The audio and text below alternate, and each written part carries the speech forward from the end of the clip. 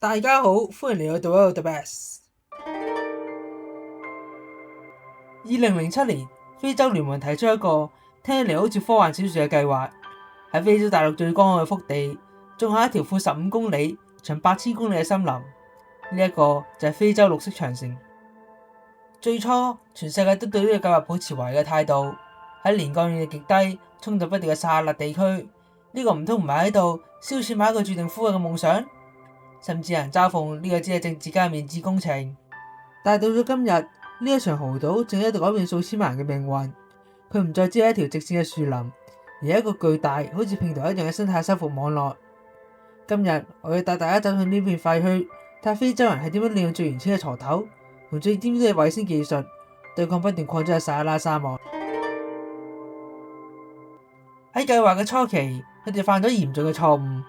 當時嘅邏輯好簡單。既然缺樹，咁咪種樹咯。成千上萬嘅志願者喺烈日之下種植樹苗，但係結果係慘烈嘅。喺塞內加爾同查德，最初種下嘅樹苗存活率竟然唔到20%。點解？因為佢哋忽略咗當地嘅生態邏輯。佢哋種咗唔適合嘅品種。早期種植嘅多數都係快速生長嘅外來種，譬如有桉樹。雖然生得快，但係都大量消耗地表嘅水，導致周邊嘅植物因為缺水而加速死亡。反而加劇咗荒漠化，而且喺種樹之後，冇人負責曉水同維護，最終導致啲樹苗變成一生人嘅零食，又或者喺乾旱直接乾死。呢一個亦都俾咗佢哋一個慘痛嘅教訓：綠色長城唔能靠種，而係要靠養。真正嘅轉機出現喺我哋意識到，大自然本身就係修復能力，人類要做嘅唔係扮演造物主，而係扮演協助者。既然唔能靠種，咁點樣？喺尼日，農民發展出一種神奇嘅技術，叫做 FMNR 農民管理自然再生技術。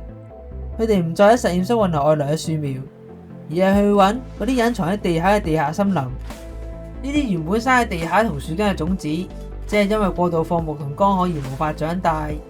農民細心修剪呢啲萌化嘅嫩芽，並喺周圍挖掘一種叫做齋嘅半月形土坑。齋嘅原理好簡單。呢啲坑洞能夠攔截寶貴嘅雨水，並將有機肥集中喺根部，帶嚟嘅結果就係零成本嘅方法，而樹木嘅存活率卻高達80% 以上。單係喺尼日，呢個方法就修復咗超過500萬公頃嘅土地。喺空中睇落去，原本一片死寂嘅廢墟，而家生滿咗綠色嘅斑點。要修復呢條橫跨8000公里嘅生態廢墟，單靠體力係唔夠嘅。我哋更加需要上帝視覺。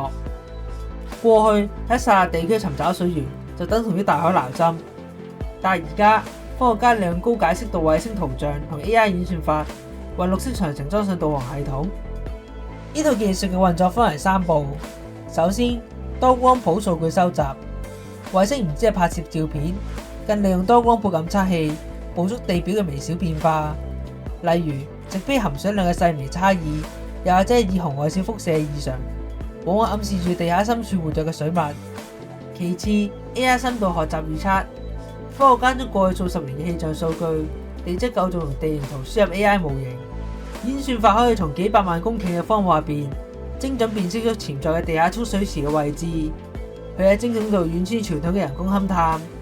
第三，精準定位修復點，透過呢對科技之眼，修復團隊可以準確判斷喺邊度挖掘齋半月形土坑最有效，又或者喺邊度建立 FMNR 自然再生區嘅成功率最高。呢種科技加原始智慧嘅結合，讓綠色長城嘅每筆資金都可以發揮最大嘅效益。環保如果唔可以當飯食，咁就無法持續進行。綠色長城成功嘅核心秘訣在於等綠色變成產業。佢哋唔再只係種植觀賞樹木。喺塞內加爾，農民種植大量嘅刺槐，收穫阿拉伯膠。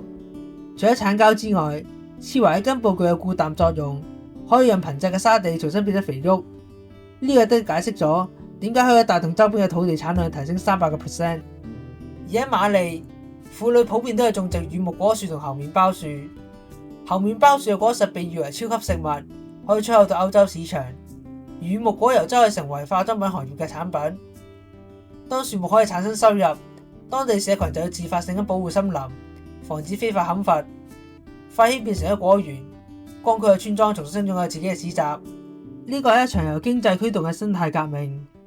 另外，非洲綠色長城唔單止係一項生態修復工程，佢正喺度逐漸演變成一個巨大嘅天然碳匯，成為非洲國家向全球污染大國又一跨國企業籌到資金嘅戰略工具。首先，佢將種樹轉化為金融資產。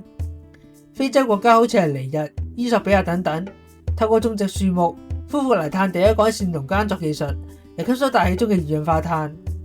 呢啲吸收咗嘅碳量，經過第三方嘅國際機構，例如 FERA 喺 Gold Standard 嘅驗證之後，會轉化為可以交易嘅碳信用額度。